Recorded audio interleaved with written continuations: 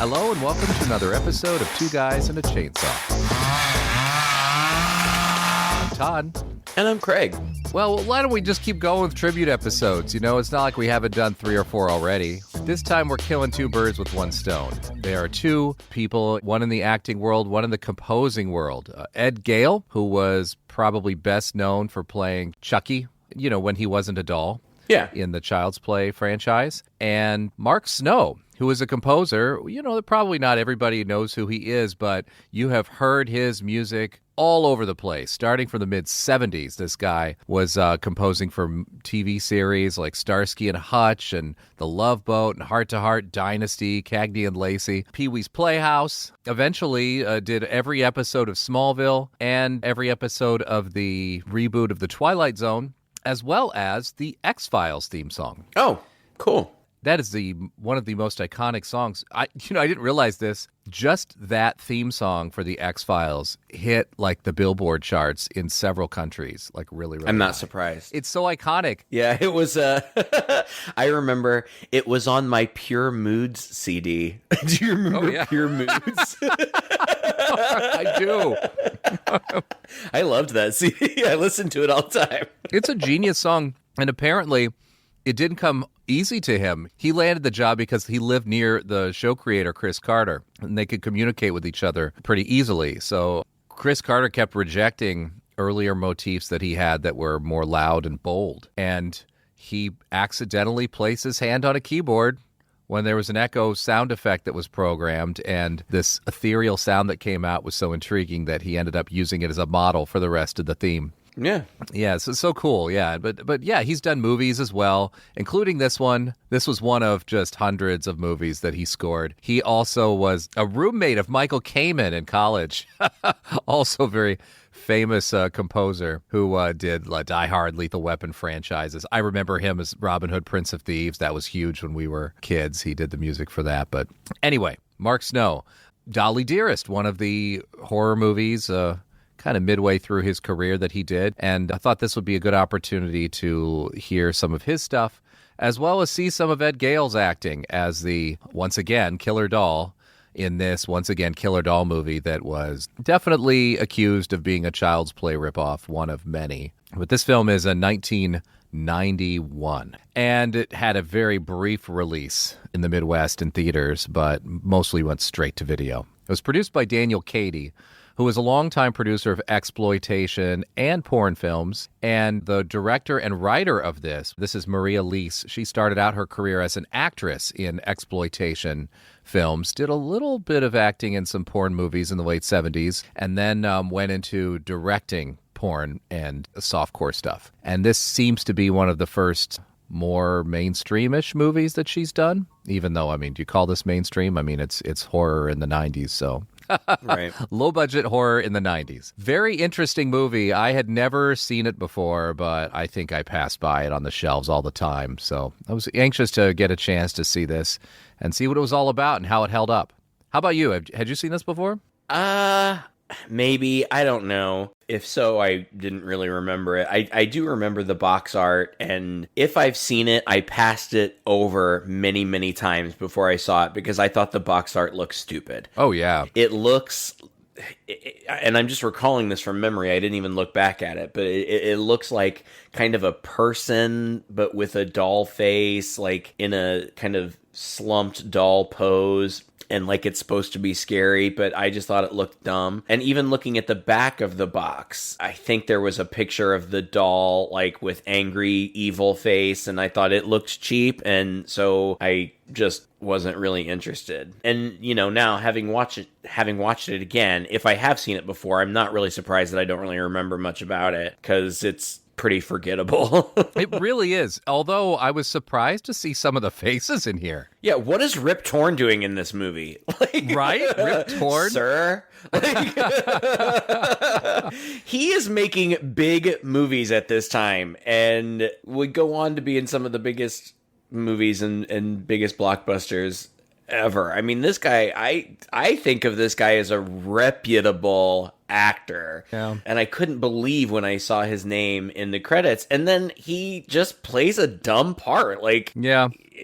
and I was shocked by it. But again, we've said it a million times. A check is a check, a job is a job. So, more power to him. I was really shocked. Maybe he needed a new truck, That's probably... Maybe. Who knows? Denise Crosby is in this, and she's been all over. Actually, most of these actors have a lot of credits and television mostly. That's true. Denise Crosby, I really only know her as the mom from Pet Sematary, the original film adaptation.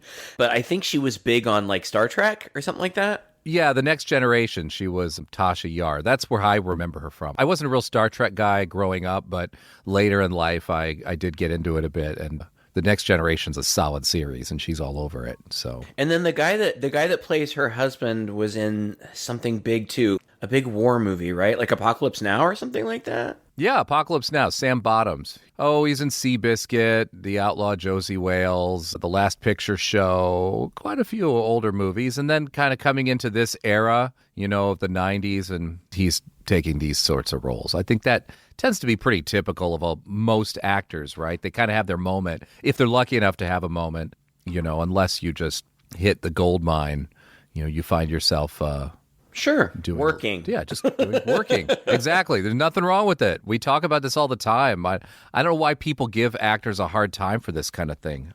There aren't enough roles for everyone to be in big budget movies all the time once they've made one, I know. My favorite is when people hit it big and then people, dig back in their filmography and find some bad movie they did before and bring it out to embarrass them. That's so stupid. Who cares? Everybody starts somewhere.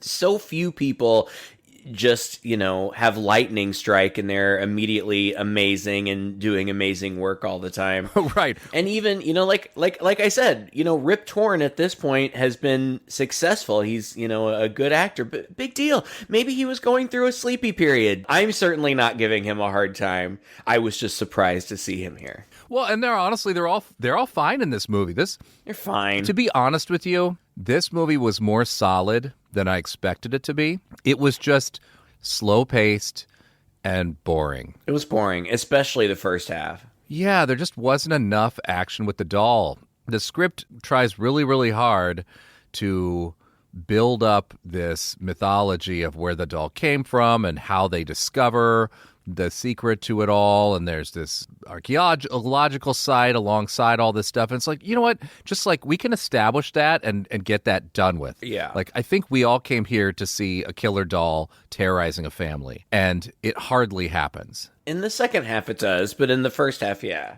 I agree with you. It's a lot of buildup. I feel like they're doing a lot to try to establish tone, this is spooky and creepy. I'm like, okay, I get it. I don't need an hour of it. Let's get to it. I don't think this movie was going for the exact same thing, even though it is so much like the original Child's Play. I mean, right. There's a point late in the movie where the dad makes these dolls. He has moved his family to Mexico so that he can, I guess, make these dolls on the cheap in a factory that is really just a shed. Yeah. Now, I don't even understand what is happening there, but whatever.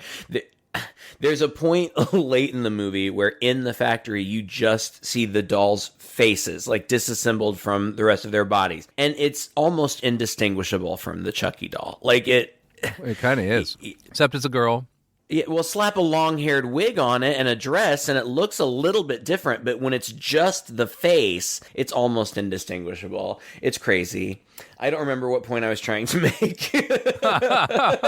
Well, the dolls themselves, when they're not moving, actually look pretty good. I could see this being a real doll that, kids would want. I think they did a pretty decent job of designing these dolls. It's funny that you say that because I think it's hideous. I can't imagine any girl would ever want this doll. Oh, it's it's like an almost full size, doll. No, I didn't think so. I thought they were pretty. I think they get ugly when their faces start scrunching up and they start moving around. Obviously, I just couldn't imagine. And again, I realize this was a slightly different time, but this was when we were in middle school or whatever, I don't recall girls carrying around like old-timey dolls. Whatever. No, it's like an American... like an American doll, but like the size, it's almost as big as the girl. It's kind of like Chucky. But that was the whole appeal, right? Like the My Buddy doll, which the Chucky one's based off of, was an almost full-size boy doll that's supposed to be your companion. That's the shtick. That's the novelty. The American Girl dolls, kind of the same. Well, maybe they're not so big. They're small. But anyway, it's kind of the same thing. You got this doll that's almost as big as you are, and so it's kind of like your little friend. And I thought they did a decent job with it. But I did feel like it became very low-rent Chucky the minute the dolls start moving, because it was very clear they only had like one model for all these, and it was, not the same team, let's put it that way, that put all the effort into the Chucky special effects, probably because they didn't have the budget for it. It was reminding me a lot of the baby doll from Demonic Toys. Yeah. It was evident when it was the doll and when it was the actor, because they're pretty distinctively different sizes. Yeah.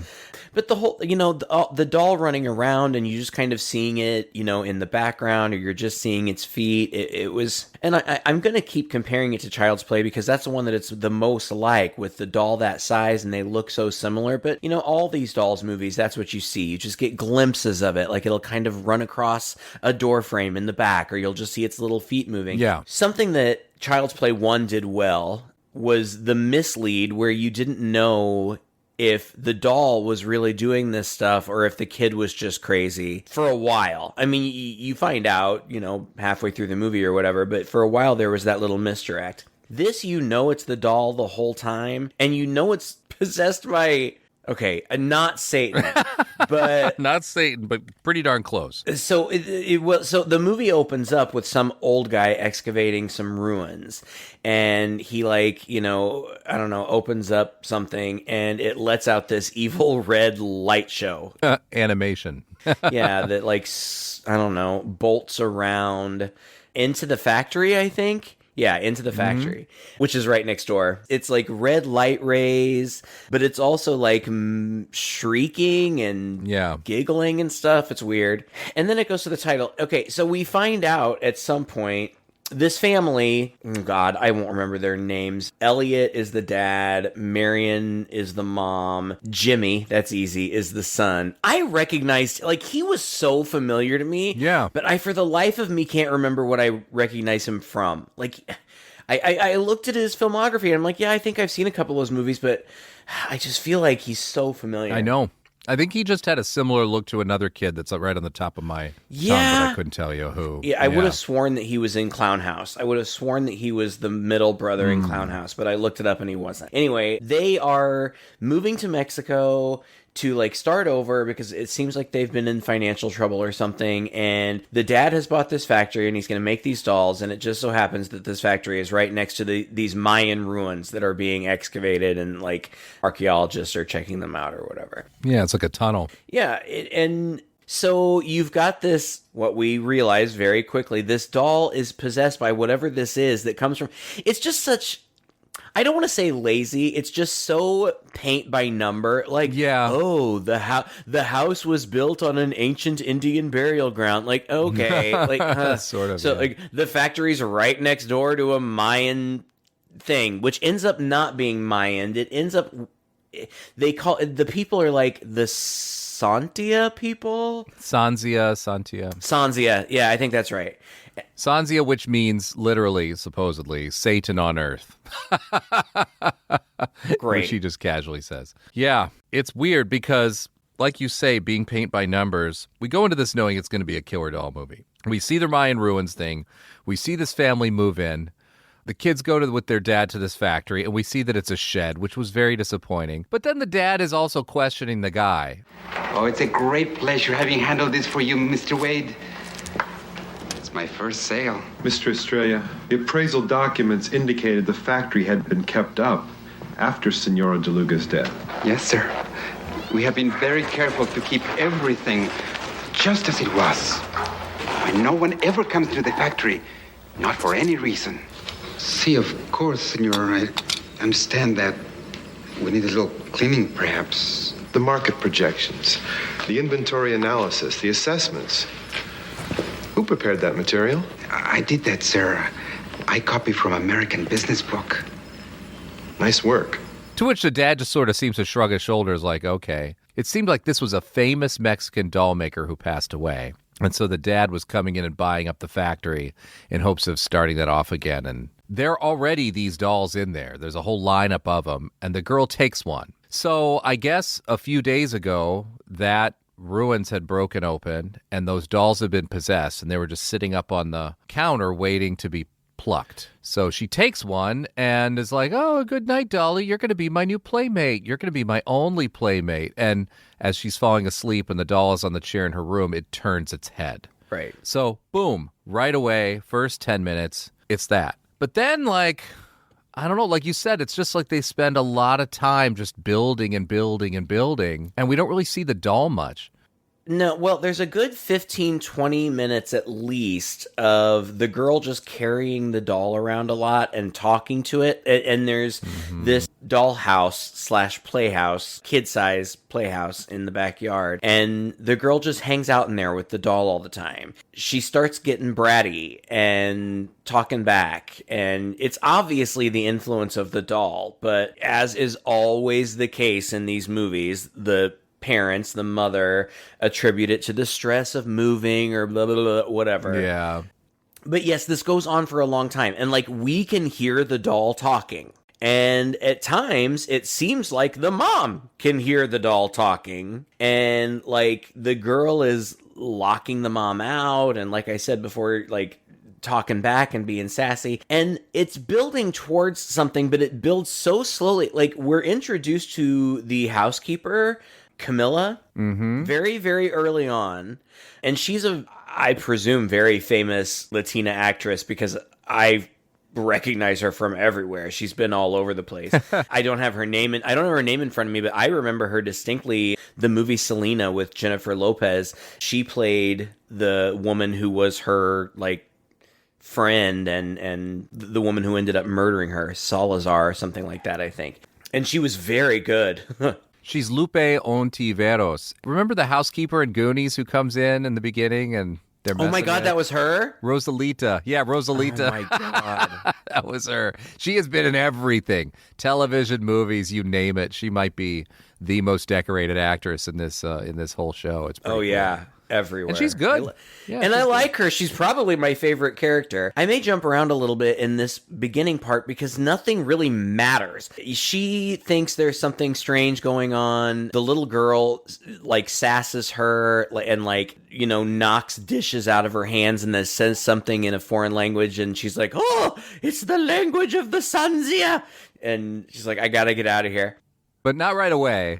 No, not right away. But because she also, I guess, without the owner's knowledge, brings a priest in to bless the house. Which freaks out the girl. The girl freaks out, like, has a conniption, like, screams, and, you know, all of this is so obvious and stupid. Well, the problem is there is nothing new here. It is checking all the boxes because this is how these movies often go. There's like no variation here. This scene is a carbon copy of that scene from The Omen when they're taking Damien to church and he's getting closer and closer and they're doing tight shots on his face and then they're showing like the religious iconography and back to his face, and it's the exact same thing. It's quick cuts back and forth. Yeah. It's a direct call out. But, I mean, they do a nice job with it, I'll have to say. I mean, that's just the problem. There's nothing distinctive about it, but it's nice. It's fine. I mean, eventually, Mom starts to get a little more freaked out about the girl talking to the doll. She thinks she sees two shadows moving in the dollhouse, you know, when they're back there playing. She thinks she hears the doll talking. Of course, she's disturbed by her behavior change. There's a moment where the lights go out or something, and the wind blows the door shut. Camilla goes out to bring the girl back in from the dollhouse, but she can't get back into the door. So then she can't get in the front either. She ends up going to the cellar. Now we are 30 minutes into the movie, and I was like, God, this better be a kill coming up. Something big needs to happen because we're already a third of the way through this. And yeah, she's in the cellar. There are lots of doll parts down there, and Dolly closes the latch. And then we get one of quite a few doll jump scares where the doll just like springs over someone's shoulder and goes, and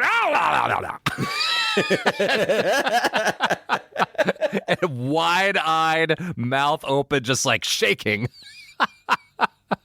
And I laughed every time that happened. It's just like... It is funny.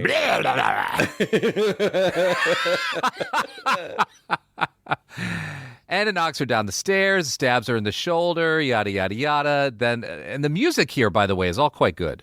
You know, we're talking about the composer here. I really liked the motifs that he had. I liked the intro music. I thought the music here was really nice and intense.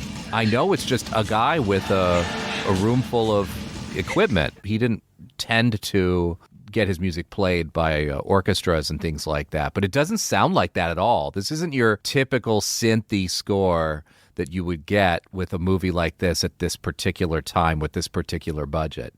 And for that, you know, I thought it was pretty nice. You know, it's funny. You told me to pay attention to the score because we were going to be talking about this guy. And so in the very beginning, I was really trying to pay attention to it. And I was thinking, this is something that I could put on in the background, like when I'm reading a scary book or something, because I do that. But then it completely faded into the background. Like nothing really stood out to me. It didn't stand out to me as being bad for any reason, but it just kind of faded into the background. And I suppose that's good. I would say so, yeah. I mean, that's what you're going for, I guess. Right. And in these moments, these spooky moments, these, you know, like Camilla's death, where she eventually gets pushed into some kind of tub in the floor in the basement, and then the doll throws like an electrical wire in there and it electrocutes her or whatever. What was that? I could not for the life of me figure it out. It would be, I would say, like a 3x3 square in the floor of the cellar that was like full of water, and it looked like there was a hose that was like draining into it. Whoa, do you have any idea what that was? My thought was maybe some kind of sump pump arrangement. That was the only thing that I could think of. I had no idea. But it was deep. Yeah. Because later, the dad comes home. I don't know if they're all at home. I think they come home and the electricity's out. Yeah. And he goes down to, you know, check the fuse box or whatever. Mm-hmm. He eventually, you know, I feel like there's cat scares because there's also a cat in this house, and it scares people all the time. More than one cat scare in this one. There are a couple like right after each other. Like somebody gets scared by the cat, then they get scared by the cat again. Like it was really funny. But eventually he like is down on the floor. Like I don't know if he trips or whatever, but he's down on the floor by that pool of whatever it is, and her body shoots out.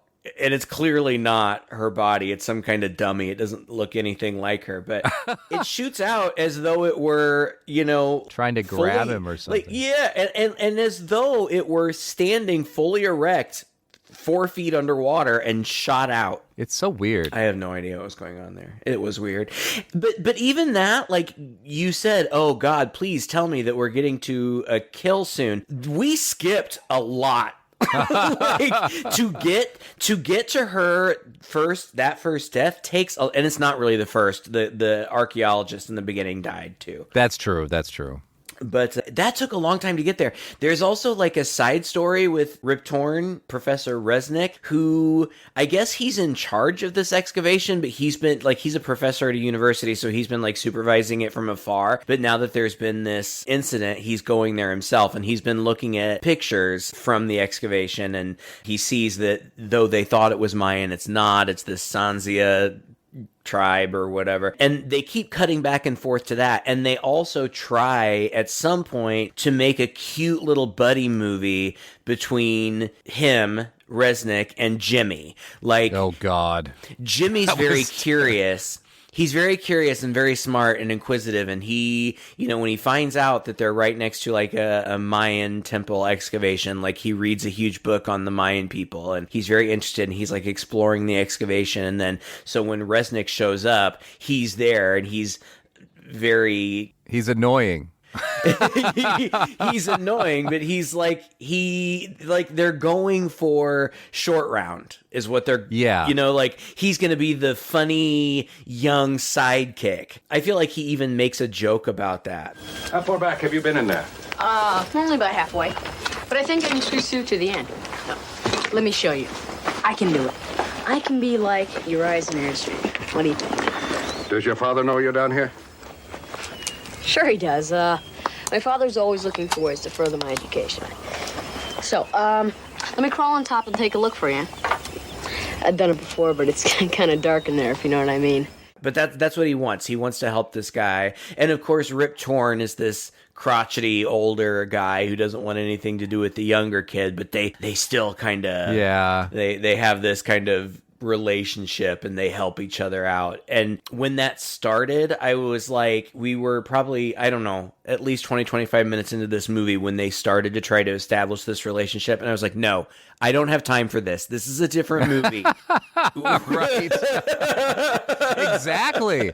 No, you're right. It's maddening because honestly, like, we just need to get to the point of this excavation thing faster. It's not interesting enough to keep us going back there and slowly drip feeding us little tidbits of information about this. So we go back to him and Jimmy helps him crawl in, and then they have some byplay. He tells him not to help him crawl in, and then he goes in, and then they get scared out, and then he goes back in at night and goes in himself, and he sees inside the crypt and is reading along the walls about it being it is a crypt, and there's skulls embedded in the walls, and it's inscriptions about the coming of evil on earth, and he looks down and says, this must be the coffin that held the demon child, and you're not supposed to cross the threshold, and all this stuff. But I mean, it's like bits and bits and bits and pieces coming. I just wanted them to get in the frickin' place, open up that stupid thing, and be done with whatever they needed to do in there. From this point forward, there are 2 or 3 times where we get some pretty long exposition about these people and how they made a demon child, and like,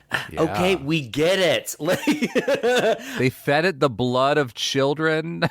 It's so weird. Jimmy explains it at some point, and then Resnick explains it to somebody else at some point, and I guess each time there's maybe a little bit of extra information, but it's totally unnecessary. We get it. They were evil. They worshiped Satan. They made a demon child. It's in the tomb. We get it. We know. Well, I was hoping that all of this would be building to something like the dolls have a purpose, right? Instead of just running around killing people, the dolls are trying to like reestablish their rituals or whatever. Like maybe they're drinking the blood of these things, or they're going after kids, or something. But no, it's just this is a big bad evil thing. And now somehow it's in a bunch of the dolls. And it wants the children. For what? I don't know. But we find out that that's like, it wants the children, and it will get to them any way that it can. And so that's why it's getting to this girl. Well, it's got the girl. I mean, it could do whatever it needs to do with the girl. I mean, why is it killing the adults when it's got the girl? Like, do your thing with the girl. Do your thing with the boy. It doesn't make a lot of sense. No, it doesn't make a lot of sense. Now, the girl is continuing to be, like, seemingly kind of possessed. Like, at some point, they say she cut her own hair, but she didn't. They just curled it, so it looks shorter. Curled it? And more like, more doll-like. And it does look more doll-like. At some point, I think before Camilla died, she said something to the mom, or maybe it was immediately after Camilla died, and the mom is getting scared or whatever. So she tries to take the doll away from the girl, and the girl's like, no, she's mine. In a devil voice. And which so, Jimmy comments on. Yeah, yes, he totally notices. He's like, whoa, what's going on with your voice? Then the dad and the mom go out in the hall, and the mom's like, I'm really concerned. And the dad's like, you're crazy. And I didn't think the mom was upset enough. Right? This is not an appropriate reaction. You just heard Satan speak through your child. And she's like, I'm a little worried. And the dad's like, you're crazy. Uh-huh. Yeah. It's nuts. God. It was stupid. So that's happening. She's getting more possessed. But she's just becoming mean. That's all, Just like mean, she's not sabotaging the family. Like Luis is this guy, I guess he's a late night worker at his factory. Yeah, that's what I was getting at. I could tell that they were setting up a death scene for him, but this is also because there's a new guy movie... we've never seen before. Yeah, and I was asking myself, I think the exact same thing that you were about to say. Like, why him? What did he do? Right? He just seems like a nice guy. He's not bothering anybody. Like, I wasn't mad because I didn't care, but I was like, this is dumb. Why are you killing off Luis? He seems like a good dude. And I was kind of thinking the girl would be getting involved. Like, why is this doll... Okay, I know, I get it. The doll wants the child. I don't know what the doll wants. Does the doll want to kill the child? If the doll wants to kill the child, it's just kill the child and let's move on and kill the other child and do whatever it needs to do. No, the doll is grooming the child. But to what end? I don't know. Like, the child isn't helping the doll in any way. I thought this scene that we would see the child, like, I don't know, unlocking the door of the factory for the doll or coming in afterwards Sure. or like helping the dolls with this murder of Luis or whatever. But no, it's just the other dolls inside the factory are also possessed. And there's a bit of a scene in there where he's cooking his meal and he hears a noise and he goes outside and then comes back in and then he gets tripped up by a doll and then he starts getting attacked by dolls and a cat scares him and then he runs away, but then he runs into a doll. Then we get another one of those dolls jumping out, which is so funny. Jumping out, like he's standing in front of some shelving and like there are boxes on the shelves and like the doll just pops out from behind the box and like it's so funny. Like it seems like a prank. Like it looks like something that you would see like on a prank show. Like because it's not like it jumps out to attack him. It's like it jumps out to scare him. Oh my God. It is so funny. I laughed out loud. But this is the part where the movie started getting interesting to me because I still really have no idea ultimately what was going on. But this is the part where you realize that it's not just that one doll that the girl has been packing around the whole time. She could have picked any doll off of that shelf.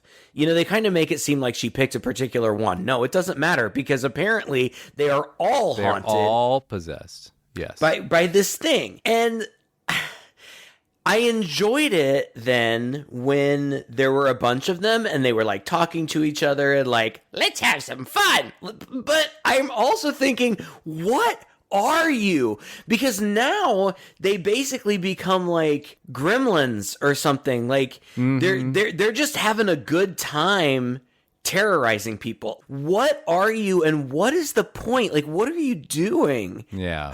I don't think the movie has answers for that. I'm having a good time watching it. It's funny to watch these dolls, you know, several of them, you know, one will run across the screen in the foreground and then you'll see one run across the screen way up in the background. And I don't even have any idea how many of them there are. Probably not more than 4 or 5. I don't know. But like even the doll parts, like I said, and I feel like this happens later. I don't remember exactly what happens. Mm-hmm. But at some point, Jimmy is in the factory. They're like menacing Jimmy for a long time while he doesn't know it. But Jimmy is in the factory with the dolls. And there's another cat scare. The cat scares him. And then he walks up next to this rack of just the faces. Now, mind you, this is supposed to be a factory. But as I've said before, it is not a factory. Like, and they do not make really any effort to make it look like a factory. Right. When the nice factory worker got killed, there was a great effect where his hand got put in a sewing machine. One sewing machine in this factory that is supposedly mass producing these dolls. Like, there's no machinery in there. It looks like a dirty abandoned warehouse. I have no idea what's going on in this factory. It looks more like where you would be storing the dolls and not a very good place for it. No, it looks horrible. But anyway, Jimmy walks up and he's standing right next to this rack and just the faces hanging on it. And the faces are just, you know, motionless for a second. Then all of a sudden, one of them sticks out like a foot-long tongue and goes like... and its eyes kind of go crazy. And Jimmy sees that and then he's scared. Oh my God. Did he see it or did he turn around and not quite catch it? I don't remember. I laughed so hard at that bit. But the dolls, they're also talking like when they're, I don't remember who they're going after, but they'll be like, surprise, we got you. And like, now we'll have some fun. Oh my God. It sounds funnier than it is, but it really is funny. It is funny, but it's kind of like funny because it's so stupid. And funny, and thank God there are these moments in there, because otherwise it would just be so tedious, you know? I mean, it still is tedious, but at least there are moments, you know? There are moments in here that I think are inspired and kind of nice. Like that bit, it's silly, but it's cute. And I thought that, like you said, that whole effect, the whole how he was taken down was pretty good. And it was well filmed and everything. By the way, he tore open his shirt for some reason. Oh my God, Todd, what was that? Something was bubbling up in his chest, right? As he was falling down, he very clearly, intentionally opened his shirt. Now, when I say intentionally, I mean like he was directed. Yeah, as you're falling down, make sure you accidentally rip open your shirt. And I'm like, yeah, why? Like, I thought that the dolls then would, come stab him or something. But no, he just falls down on the ground and his chest starts bubbling and blood comes out of his mouth and he dies. I have no idea what that was supposed to be. I thought I was seeing things. I had no idea. Yeah, because later they just come and their conclusion is that he had an accident. I don't even know what their conclusion is. They just know he's dead. And people are dropping dead all over the place, and they just act like nothing happened. Like, yes, they find the maid in the basement dead, unexplainably, and now it's time for new maid. Yeah, the dad comes upstairs like her family's going to take care of it. That's it. Like they never say anything about it again. Then this guy dies and they're like, oh, it's an accident. It's terrible. Right. The kids go about their business. Everybody goes about their business. It's kind of funny. At some point, Resnick is, excavating at night or something, and he comes outside and somebody's trying to set the site on fire. And it's a woman, and she's like, you must stop this. Everybody will be killed if you do not stop this. What are you talking about? Who are you? You've brought their evil back with your picks and your shovels. Close the tomb now and leave. The Sancios are dead. Todos muertos. He opened up the gate to hell and the killings began. There will be others. And he's like, what? And then she just runs away and we never see her again.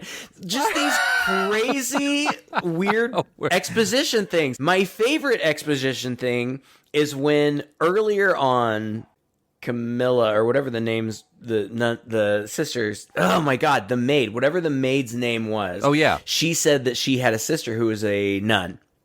And so after she's dead and weird things are happening and the mom's getting nervous, finally, she's like, I have to go see the sister. Maybe she'll be able to tell me something.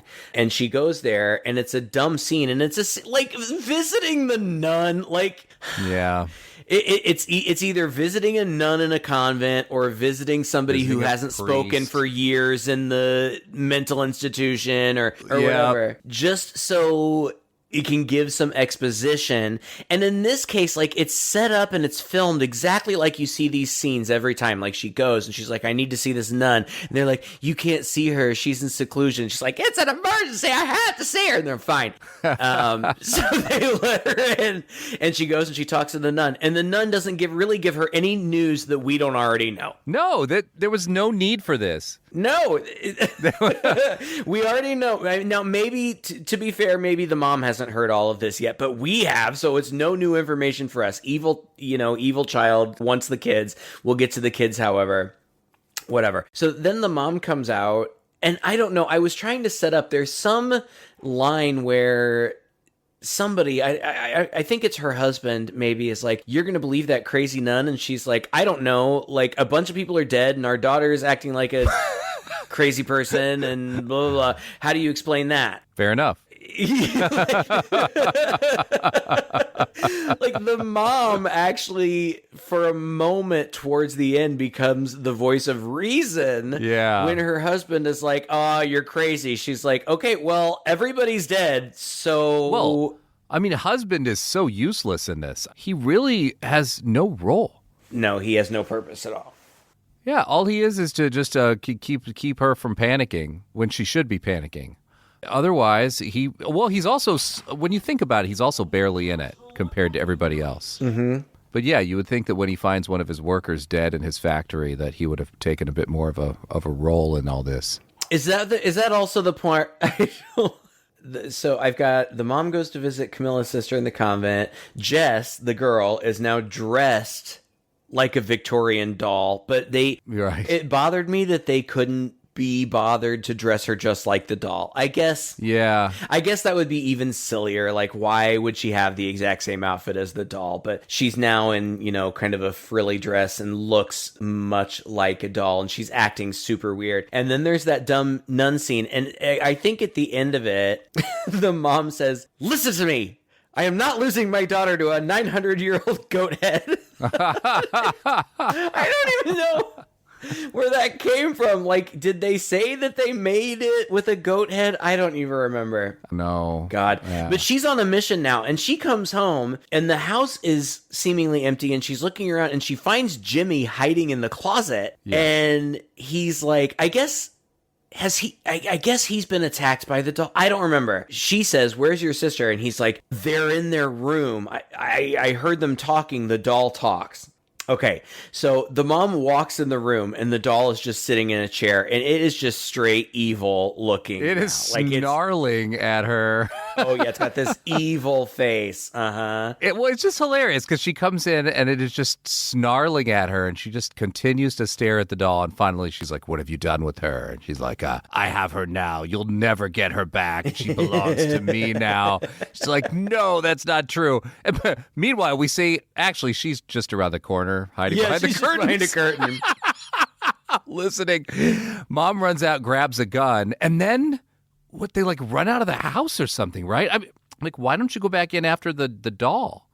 She does go back in after the doll, but the doll's gone. No, they try to leave. The mom grabs the daughter. Right. And they try to leave, but Dolly blocks the door. And then Dolly starts saying, like, "We'll have some fun now," or something like that. And she tells the daughter to attack the mom, and she does. So, like, the daughter's attacking the mom, and Jimmy grabs the gun that the mom had grabbed at some point and points it at Dolly and says, "Play with this, bitch."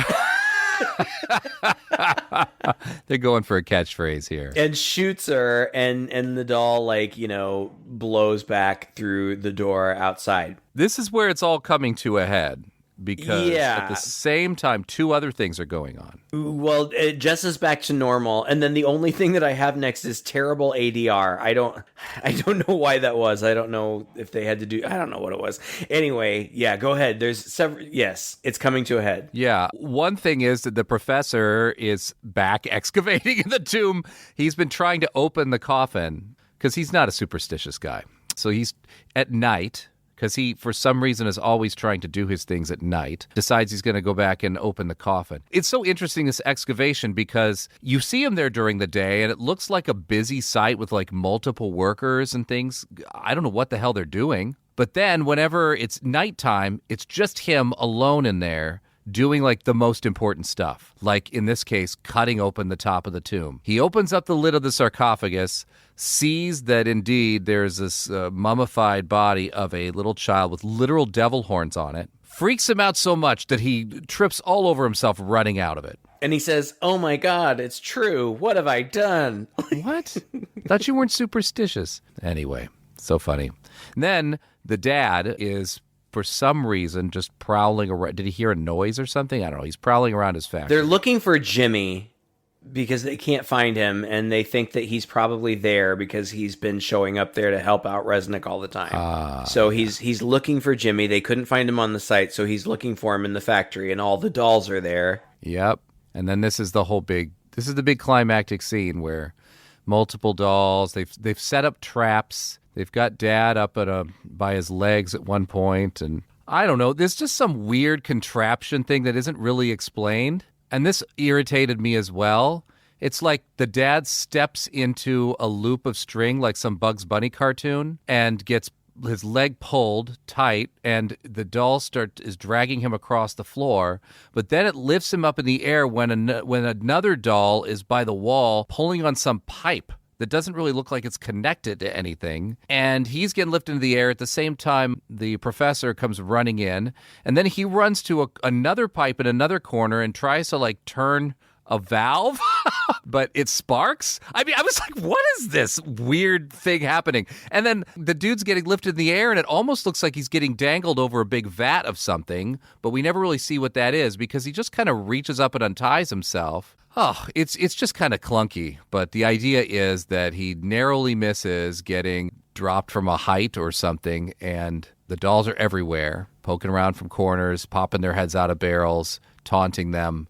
The professor saves the day, grabs him, and they leave. Yeah, well, they don't leave somehow And they're outside, but everybody somehow reunites right outside the site. Like the whole family and Resnick are together. Right outside the door where they just left all these dolls inside who were all up in their faces. I just don't get these things. Like, come on, keep the pressure on. Why aren't those dolls running out after them? You know, why are they not confined in there? Like, no. I don't know, but I thought it was kind of a funny scene when the two adult men are gonna go into the factory. I don't remember if it was the factory or the site or both. I don't remember, but they were gonna blow it up, and they are conveniently have multiple bundles of stick dynamite. Yeah. And they're running around and they're lighting the dynamite and they're throwing it, and the dolls are just running around behind them putting it out. And I thought that was hilarious. That was really funny. They're pulling it out. They're like pulling the wicks out. They're like pouring water over one. One of them grabs it, just tosses it after the kid as he's running out. It doesn't look like this is going to work. Well, and somehow Jimmy sneaks off and blows the shaft. I don't know what the shaft is. I don't know what that means, but he blows up the shaft, and then a doll stabs the dad in the leg. Yeah, it's early on, you know. Yeah. Yeah, in this whole thing, and then they're throwing around the dynamite, all that, blah, blah, blah. And so then I guess everybody gets out, and the factory explodes, and the two men, like, jump over an embankment in, like, this big action shot. It's kind of funny. I guess it's just like some of the dynamite ended up working. You know, I guess there's not like a twist or a big moment. There's just they've been tossing this dynamite around. By the way, no dolls are attacking them while they're doing this. No, they're just running around putting the wicks out. It almost seems completely empty on the shots and these guys also don't seem to care about, you know, they're just running around like they're doing business, not really looking left and right, sneaking. It's just like the dynamite, throw it. Dolls are putting it out. Dolls are putting it out. It's leading you to believe that the dolls are successfully thwarting them at every turn until they run out of there and it explodes anyway. Yeah.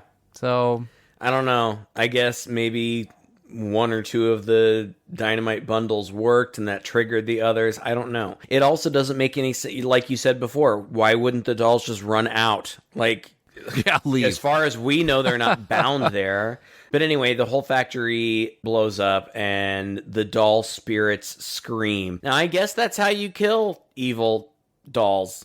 Like, blow them up. Where do the spirits go now? Exactly. I mean, if they could possess dolls, they could possess anything, right? Anything, right. What are the rules? Like, how do you kill an evil spirit? With dynamite? Like, that, like, it had to be bound, like, it had to be bound in, like, this special tomb before, and it lived there for thousands of years, but now you just blow up the factory, and then the mom looks at the daughter and says, honey, it's over. And it is. That's the end. Like, that's just the end of the movie. Yeah. Like, well, okay, I guess you win. I mean, thank God it is. I mean, really, I don't know if I could have seen much more of it, but it's very anticlimactic. Yeah. It was going for a big climactic action scene. There is a giant explosion. It just emotionally, I felt like it stumbled instead of landed. So, yeah, it was interesting. I think it's a movie you could enjoy with friends. It's definitely something you could laugh at. It's better, I think, than a lot of. I mean, there's some truly unwatchable stuff that we've seen from this era along the same lines that, for one reason or another. Yeah, some of the newer, is it Full Moon? Is that the company that does, like, all the demonic toys and stuff? Yeah. Some of those newer ones, like, there's these newer, like, Baby Oopsie movies that are super low budget and I think intentionally bad. And there are people that are into that kind of thing. I'm not really one of those people. This isn't intentionally bad. They're going for it. I just, like, especially the mom, whatever you said her name was, the actress, Denise Crosby, like, she is playing it 100% sincere. She seems exactly the same as her character in Pet Sematary, maybe slightly less bitchy, but other than that, almost exactly the same. True. Just the mom or whatever. But she is playing it with full sincerity. And I think everybody is, which is a little odd because it feels like it should be campy. Yeah. And it's really not as campy as you would expect. It plays it pretty straight. I think I might have, I don't know, maybe I'm contradicting myself because I just said, there's those, goofy full moon movies and they are intentionally campy, but I could have done with a little more camp in this movie. Yeah. For me, it just fell a little flat. Like, Child's Play is better. I've seen other doll movies. I like Dolls better. I've seen a lot of other doll movies that I like better.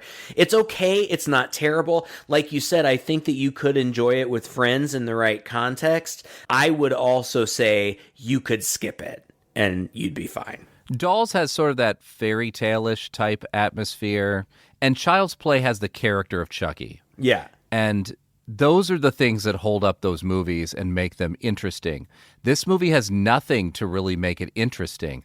It's checking all the boxes, like we said. It's so typical of these movies. It is a 100% paint-by-numbers script. They're trying to have these goofy moments where the dolls are like now we're going to have some fun, but they don't really. It's just a little flash. Otherwise, it seems like they're trying to be very, very sinister, and the dolls are coming across as very, very sinister. But without really knowing what the potential end game is going to be, besides just kill everybody you come across, I guess. Mischief. And what their weakness is, none of that is really is ever hinted at. The movie doesn't have answers for those things, so there's nothing to anticipate and look forward to. I don't know. I don't know how else to explain it. It's not horrible. It's just kind of basic. Yeah. That's a good word for it. It's very basic.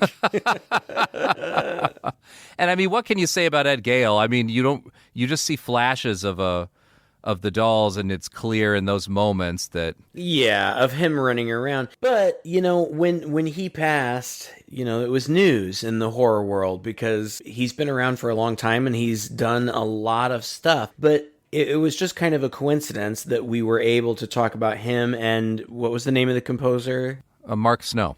I thought it was kind of a nice coincidence that we could kind of talk about both of them at the same time because they are the kind of people who work all the time and are so integral to a lot of the films that we have enjoyed over the years, but they don't get a lot of acclaim. Right.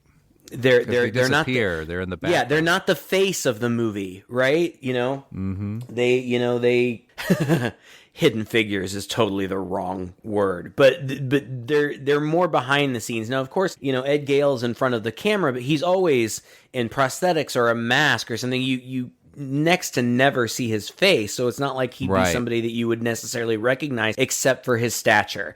And with a composer, music is such an essential element to film and television and art in general, and it can really, I don't want to say make or break, but it can really enhance a film.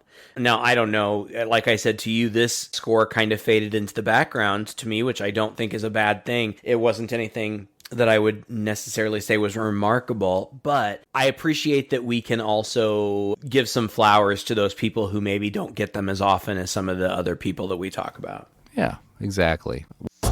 Thank you guys so much for listening to this episode, and if you enjoyed it, please share it with a friend. You can find us online, chainsawhorror.com, direct people there for all of our back episodes. We're also on all the podcast streaming services. You can leave us a voice message on our site when you click speak to us and record a quick file to get sent to us, and if you do that, we will definitely play it on air and respond. We also have a weekly newsletter that you can sign up for that'll let you know what's coming up, and also a little bit of horror news and what's happening with our patrons in the back. We love our patrons, and we love doing special things for them. We have a book club going on right now. We have mini-sodes that are exclusive just for them. And of course, they also get our complete unedited phone calls that lead to these podcasts. If that sounds like something you'd be interested in, go over to patreon.com/chainsaw podcast and sign up for just $5 a month. Until next time, I'm Todd. And I'm Craig. With 2 guys and a chainsaw.